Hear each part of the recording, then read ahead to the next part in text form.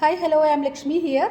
അപ്പോൾ എല്ലാ ദിവസവും നമ്മൾ ടിപ്സും ഒക്കെ ആയിട്ടാണ് കാണുന്നത്. അപ്പോൾ ഇന്ന് ടിപ്സും ഒന്നുമല്ല, മനസ്സിന് വളരെ സന്തോഷകരമായ ഒരു കാര്യമാണ് ഇന്ന് മാധ്യമത്തിലൂടെ അറിയാൻ കഴിഞ്ഞത്. മറ്റൊന്നുമല്ല, നമ്മുടെ സിനിമാ സംഘടനയായ അമ്മ എന്ന ഒരു വലിയ സംഘടനയിലെ പ്രധാനപ്പെട്ട ഭാരവാഹികളെല്ലാം അതിൻ്റെ ചുമതല സ്ഥാനം ഒഴിഞ്ഞു മാറി എന്നുള്ള ഒരു വാർത്ത മാധ്യമത്തിലൂടെയൊക്കെ അറിയാൻ കഴിഞ്ഞു.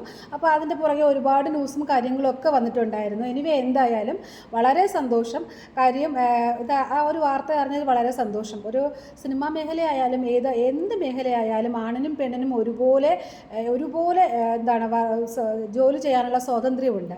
അപ്പോൾ അതിനിടയിൽ ഒരു വേർതിരിവില്ലാതെ ഇനി വരുന്ന സംഘാടകരാരായാലും ഒരു വേർതിരിവ് കാണിക്കാതെ നിങ്ങൾ എത്ര പേരാണോ അതിൻ്റെ ഒരു ചുമതല വഹിക്കാൻ പറ്റുന്നത്, അതിൽ ആൺ പെൺ വ്യത്യാസം നോക്കാതെ കഴിവുള്ള ആൾക്കാരെ അതാത് സ്ഥാനത്ത് നിങ്ങൾ നിയമിക്കുകയാണെങ്കിൽ ഇത്തരത്തിലുള്ള ഒരു പേരുദോഷമോ ഒരു നാണക്കേടോ നമ്മുടെ നാടിനും നാട്ടുകാർക്കും ഒപ്പം നിങ്ങൾക്കും ഉണ്ടാവത്തില്ല.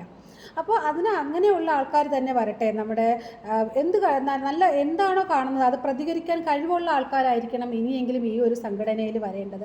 അല്ലാതെ പരസ്പരം അങ്ങോട്ടും ഇങ്ങോട്ടും അവരവരുടെ കുറ്റങ്ങൾ മറച്ചു വെക്കാനായിട്ട് ഒന്നും മിണ്ടാതിരിക്കുന്ന ആൾക്കാരെ പോലുള്ള ഇതുപോലെയുള്ള ബഫൂണുകളെ അല്ല വേണ്ടത്. അപ്പോൾ ഇനി വരുന്ന ആൾക്കാരെങ്കിലും, മോഹൻലാൽ അദ്ദേഹം പ്രസിഡന്റ് സ്ഥാനമൊക്കെ രാജിവെച്ചു എന്ന് അറിഞ്ഞു, സന്തോഷം. കാരണം അദ്ദേഹത്തിനൊന്നും ചെയ്യാൻ പറ്റാത്തത് കൊണ്ടാണല്ലോ അദ്ദേഹം രാജിവെച്ചത്.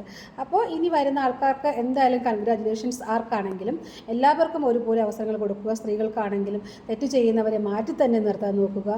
സ്ത്രീ പുരുഷൻ അങ്ങനെയൊന്നുമില്ല കേട്ടോ. സ്ത്രീകളും എല്ലാവരും മിടുക്കികളൊന്നുമല്ല.